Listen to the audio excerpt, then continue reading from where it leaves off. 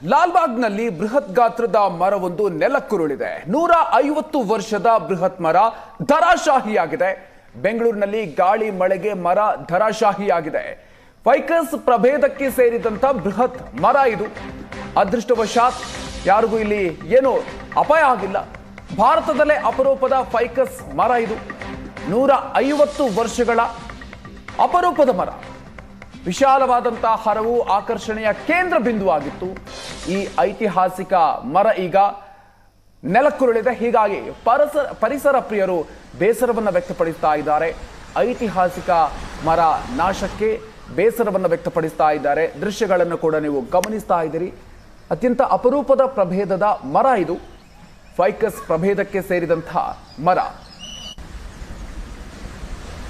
ಭಾರಿ ಪ್ರಮಾಣದ ಗಾಳಿ ಮಳೆಗೆ ಈ ಮರ ಧರಾಶಾಹಿಯಾಗಿದೆ. ಹೀಗಾಗಿ ಪರಿಸರ ಪ್ರಿಯರು ಬೇಸರವನ್ನು ವ್ಯಕ್ತಪಡಿಸ್ತಾ ಇದ್ದಾರೆ. ಬೆಂಗಳೂರಿನಲ್ಲಿ ಕಳೆದ ಒಂದು ವಾರಗಳಿಂದ ಸುರಿತಾ ಇರುವಂತಹ ಮಳೆಗೆ ಲಾಲ್ಬಾಗ್ನಲ್ಲಿದ್ದಂತಹ 150 ವರ್ಷಗಳ ಹಳೆಯ ಮರವೊಂದು ಧರಾಶಾಹಿಯಾಗಿದೆ.